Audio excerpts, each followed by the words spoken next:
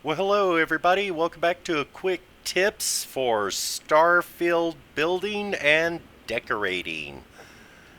When you're building and decorating, every item that can be placed, both dropped manually and placed separately, can be used and in different ways. One of the things you might want to consider is wasted space, such as underneath airlocks, can be turned into different little workstations and decorated for your people to give this empty space that's hard to do anything else with a purpose.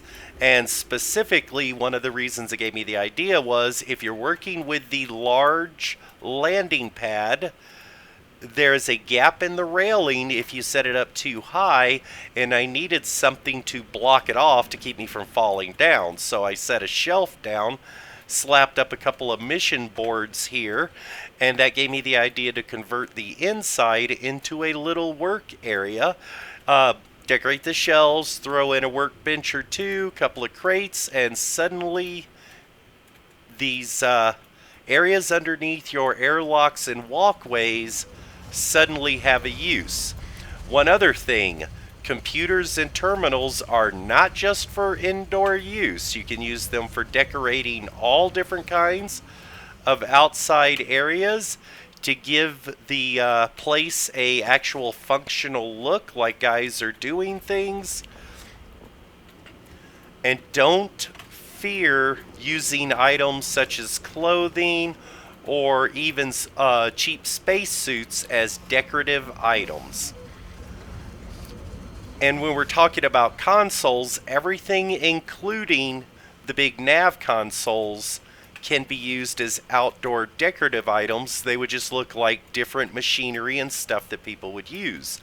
Another little tip is circuit boards. There's the regular circuit boards like you see here, but other circuit boards can be placed on items and boxes to make it look like control systems. So now this is not just a box, it's some type of control system for whatever the box is. So you can use these types of circuit boards to expand on existing stuff and turn it into something that looks like it has an actual function of some type.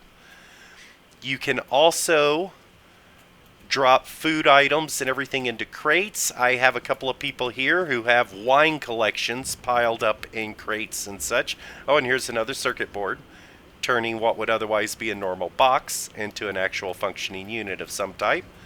But you can use the areas underneath the stairs. If you populate that, suddenly the place looks a lot less empty and a lot more functional. An example here is these are the computer systems that monitor the capacity of my storage tanks placed underneath the stairs.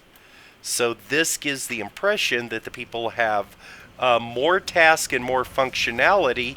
And in certain instances, if you do things like actually place stools or chairs, the NPCs will use them. They will actually come sit here, and it looks like they're monitoring some controls on the outside of the facility, possibly with the manufacturing or otherwise.